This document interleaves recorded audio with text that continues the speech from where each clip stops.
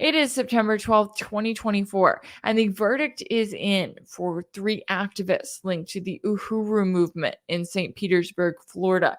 They were in a courtroom today learning their fate as they were found guilty for conspiracy, but not guilty for the more serious charge of acting as agents for a foreign government. So, what does all of this mean? How did we get to this point? And what kind of precedent could this crackdown set for the rest of Americans? Well, we got into all of the latest with a special guest earlier, so let's take a listen to that conversation now. Joining me now to discuss is James Fauntleroy, a journalist, host of the Jaybefaunt Show, and co-host of the Revolutionary Blackout Network. James, thanks so much for taking the time to join me.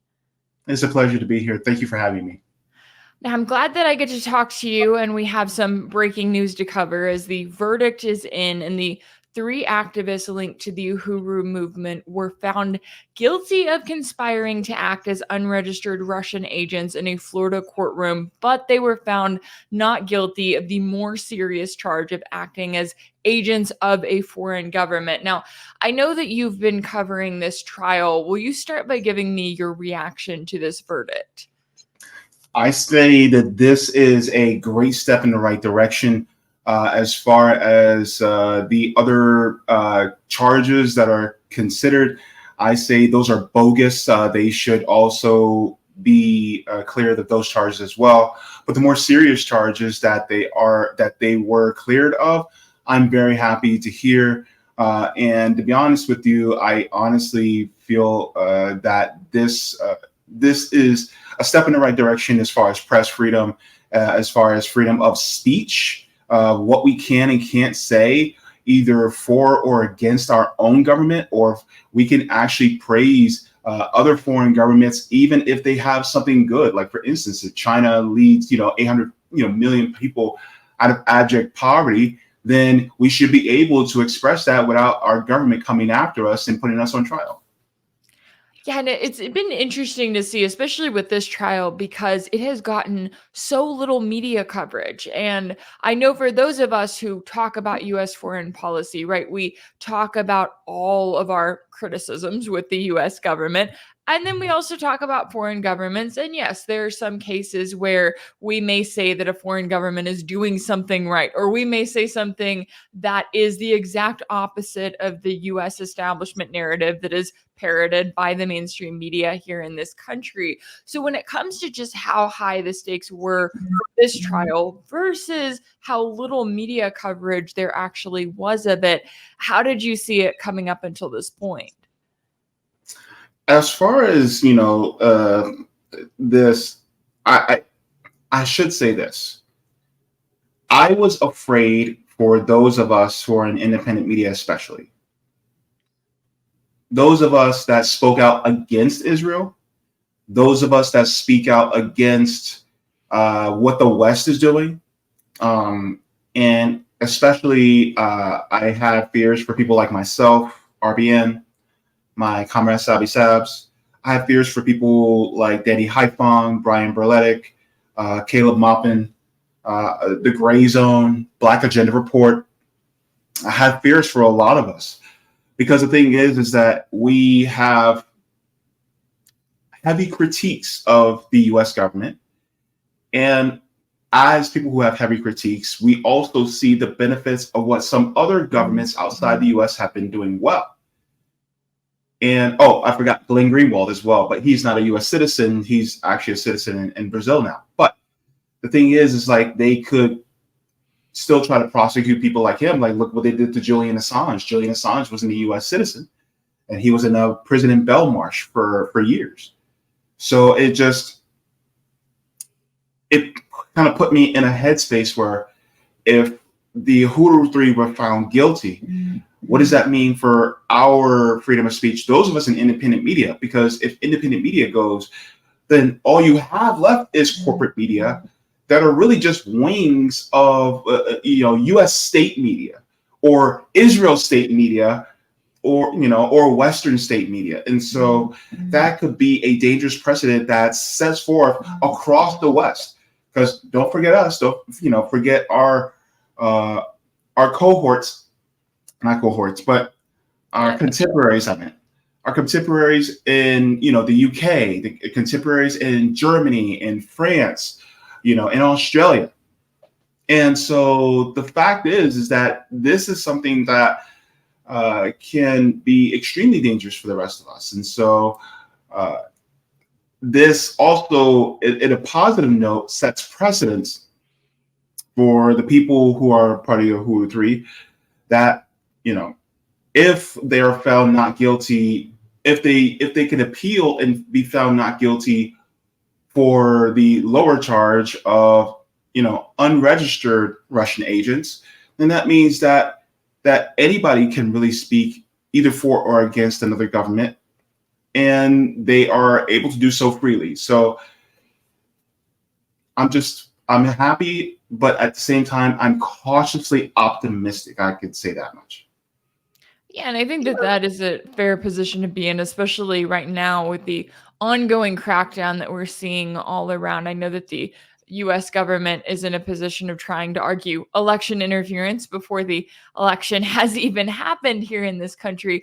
I did want to note the response that we got from Omali Yeshitela, the longtime leader of the Uhuru movement, because he was on the courthouse steps after the verdict was given. And he said, quote, "The most important thing is they were unable to convict us of working for anybody except Black people. I am willing to be charged and found guilty of working for Black people." Now, I know I will say I have not followed the Uhuru movement closely before this trial. I'd never even heard of them or of Yeshitela and his work. For the viewers who also may not be as aware, will you take us through kind of what we know about the Uhuru movement and Omali Yeshitela and his work with it? Yeah, so the Uhuru movement they've been active for decades, especially in Missouri and here in Florida, and they've been doing a lot of work as far as a mutual aid movement. They have also ran a mayoral candidate in St. Petersburg that ran on, a lot of progressive policies, especially reparations for African Americans, descendants of slaves. And so they have been doing great work. I also had Akila Inai, who is one of their representatives as well on my channel. And she actually talked about things like building basketball courts for kids, feeding people, basically doing a lot of what the Black Panther Party did, but they're doing it in the 21st century. One of the things that impressed me was a doula program that she was doing for, pregnant women, who, instead of having to go, and spend a lot of money in the hospital system, they went through a doula program, which also helps save some money and be able to give birth. So there's so many different things that they were doing for the community, but also they were speaking against the government, against white supremacy, against capitalism, against this government that has continuously left us behind. And so, for so doing so, then they were tagged as Russian agents, because what else could they tag them as? Could they have tagged them as, Ghanaian agents? Could they tag them as Nigerian agents? Could they tag them as South African agents? No, because the thing is that those countries are essentially not adversaries of the United States. They're not the boogeyman of the country, right? Who are the boogeymans? You have Vladimir Putin in Russia, and then you have Xi Jinping in China, right? Those are the ones. Oh, you can also say Nicolas Maduro in Venezuela, but they always have to have a boogeyman, right? And the thing is like you have to tag them with that boogeyman in order to make it seem like, oh, well, they're with them. And in reality, it's like, no, it's just like what Omali Yeshitela said. It's like, we're not agents of Russia because we speak out against the United States. We speak out against the United States because of what the United States have done to us. And those of us who are, Black, especially Black Americans, we have a history of what this country has done to us. We're still dealing with a lot of the trauma within our own bodies from what the United States has done to us. So it didn't take a foreign nation for us to speak out. It took the United States for us to speak out. So when people talk about, well, you're saying a lot of the same things that Russia is saying. It's because they heard it from us. Let's be honest. They heard it from us. They saw how we were suffering. This actually goes back to why the United States also found the former Soviet Union to be so threatening, because the former Soviet Union saw how we were being treated as Black people. And so they were like, hey, come here. You guys can come here. Paul Robinson went there. He said it was the first time he actually felt like a human being when he was in the Soviet Union, when he went to visit. And so this means that they want to silence anybody who has any dissent against the system of the corporate parasites. Corporate parasites being people like Harlan Crow and Elon Musk and people like Jeff Bezos. They do not want people like us to speak out. And this may sound a little self-serving, but bear with me here. When it comes to culture in this country, Black people, particularly Black women, have been driving the culture. And so the culture goes the rest of the nation, right? For instance, back in the day, we used to call, we were called men as we were called boys, right? Mm-hmm. And so we started calling each other men. So now what everybody says, what's up, man? Why? Because we set the trend. And that's just a very small little, microcosm. But we set the trends, right? And if we set the trends, then that means that if you shut us down, if you quiet us, well, then those trends don't catch on. And now the trend is catching on that, look, liberation, not just peace anymore, liberation. The focus now is also on changing the system from the ground up. And there was a poll that was done recently, and the poll was done, as far as third parties go, that people like Dr. Joe Stein is actually neck and neck in 3 swing states against Kamala Harris. That's huge. And not all of those Muslims are Arab. Some of those Muslims could be Black Muslims, people who are the descendants of slaves too. So the thing is, like, a lot of us are now starting to wake up and start to see, well, the two-party system. Now, some people are still staying within the two-party system because they feel like, well, Trump is doing a little bit better for me, so I'm going to go in that direction. But a lot of people are saying, well, I don't want Trump and I don't want Kamala Harris, so we're going to go with a third option. And so, when it comes to how we're being treated, that translates into, our disdain for this system. And rightly so. And I just honestly think that I agree with the Uhuru movement in their assessment of how the United States has fared. And honestly, I think that we need to continue to organize to change it. Yeah, and it's interesting because as you're putting it out there, I'm sitting here thinking, I feel like a lot of Americans have disdain with our current system, right? And we may all have different ideas of, of how it should be or what we should do, but when it comes down to it, the Uhuru movement, they actually had solutions, right? They were actually saying, hey, let's talk about mutual aid. Let's talk about, like you were saying, helping mothers that would otherwise be struggling with massive medical bills. So to have solutions, to have a movement that's advocating and that is making a difference in their local community, it's interesting to see how the US government's coming in going, oh, nope, we can't have that.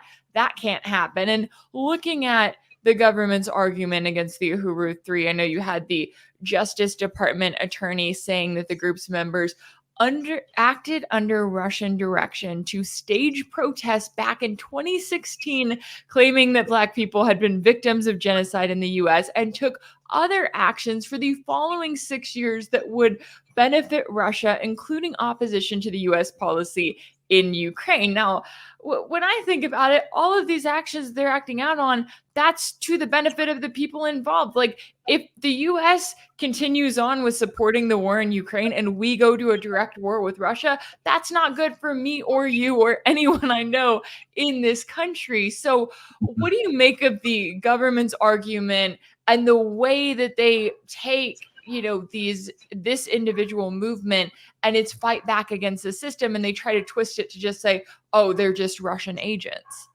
Oh, Miss Rachel. Oh, why you give me the you just set up and then she wanted me to rack it up. Oh gosh. Look, here's the thing. When it comes to us talking about the genocide that has happened to people who look like me, it didn't take Russia.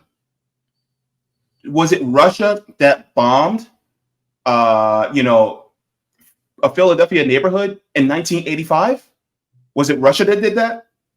Was it Russia that literally tore down and burned the the Greenwood district in Tulsa, Oklahoma? Was it Russia that put us in chains? Did Russia have chattel slavery?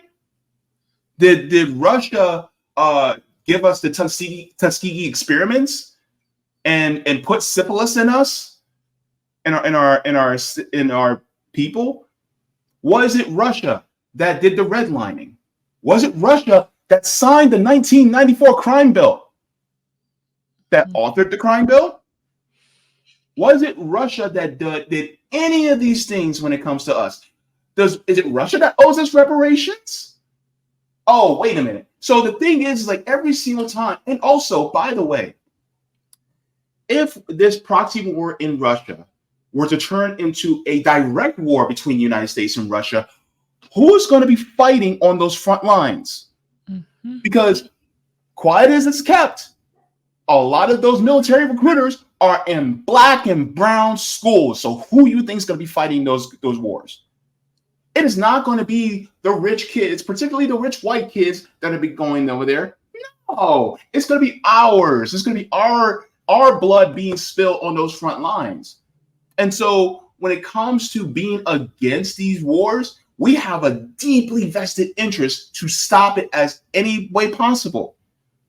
And so ultimately, when I hear that the United States is saying, oh, well, they're getting all these ideas, that's paternalistic. That's thinking, oh, well, we need Vladimir Putin to tell us what our issues are. Right. Like, the hell? No, you don't. I don't need Vladimir Putin to tell me what our issues are. I don't need Xi Jinping to tell me what our interests are, or even Kim Jong-un. I do not need any of them to tell me what our issues are. We've already known it, and we've talked about it ever since they brought us here in chains. So when people talk about, oh, well, they're getting these ideas from Russia, it's like, no, Russia's getting these ideas from us. Yeah. That's the crazy part. People don't realize it's like, no, we speak out, and then everybody else in the entire Western Eastern Hemisphere hear us, and they're like, wait, you guys treated these people like this based on how much melanin they have in their skin? You guys are crazy. Yeah. That's my answer. Yeah, no, I think that that's a great point. And it's so interesting to me the way that the US establishment has tried to frame this is exactly saying that, right? As if Vladimir Putin was the one who had to tell this entire country there's not a good idea for the US to go to war against another nuclear superpower and to, start World War III, which would be incredibly devastating for all of us. And, following this trial, looking at especially the reports about it, the most telling part to me, right, when I'm getting into this and I'm looking at it, I'm going, oh, wait a second. They noted that prosecutors presented testimony of 13 witnesses, all but 2 of them were FBI agents. So this is not a case where, and that's another part too, which I guess could be a part to the conversation of the fact that it's like, okay, who was harmed here, right? Who was actually harmed? Did these 3 individuals, did they harm anyone? Did they commit any violent crimes? No, they're being accused of being Russian agents and of making people think and making people consider, I guess, the situation that they're in, or, bringing more information to them. What does it tell you when the US government puts this much effort into targeting these activists? Does it seem as if the goal is to make an example out of them for any future activists who may be in a position of thinking, hey, I want to actually change things in my community? The empire is flailing. The empire feels that Well, if people hear how bad the empire is from people on the ground, we're cooked. The empire's been cooked for the last 4 years. It's been cooked. The thing is that they are throwing whatever they can out to see what sticks, and the problem is that nothing sticks. There was no evidence at all to say, oh, well, they are Russian agents. They still have their electronic devices. It hasn't been given up yet. They went through all those electronic devices, didn't find not a damn thing. And the thing is like, it's because you won't. You can't find that because we speak based on personal experience. It's what this country has done to us that translates the experience that we put out there. And so, and when we speak against the government, we're speaking on behalf of ourselves. And ultimately, really, the FBI is really just being puppeted by the corporate interests, because the person who is over the government, corporations, and the corporate parasites, they're the ones who wield the power. This is why I consider it, it's just Joe Biden's Justice Department, but really it's Goldman Sachs, it's JP Morgan, it's Citigroup Justice Department. It's not really our Justice Department, right? And a lot of times they will go against people who threaten the power of capital. In reality, we want, and the funny part is, the thing that we want is very simple.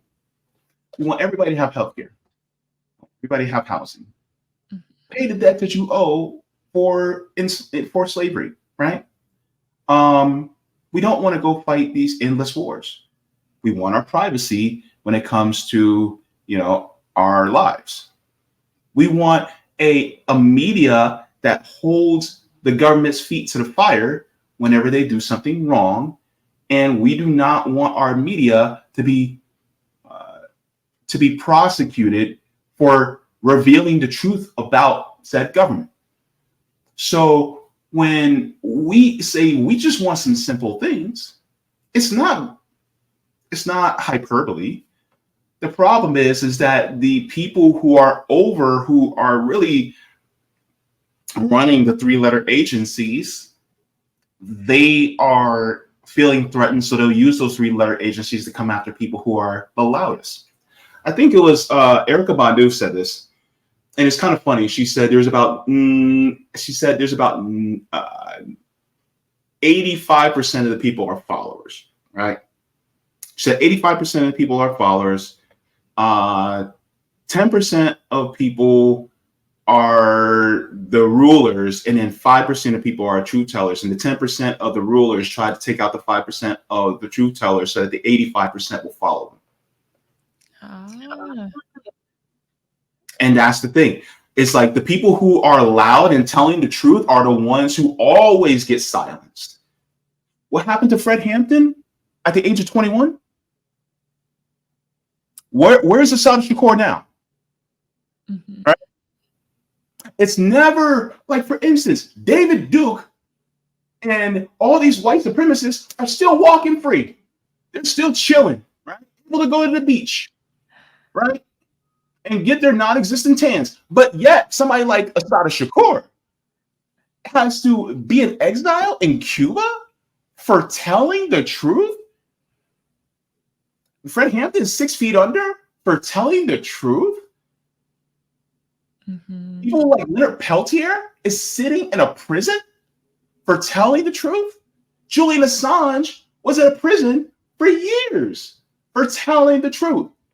Truth tellers are always the ones that are prosecuted. And people can say, well, they try to get at Trump. Trump is part of the ruling class. He's one of their buddies. It was political theater about the we're going to go after Trump. That's what it is. He's not in prison now. If they really wanted to get him in prison, he would have been there a long time ago. It's a big club and you ain't in it.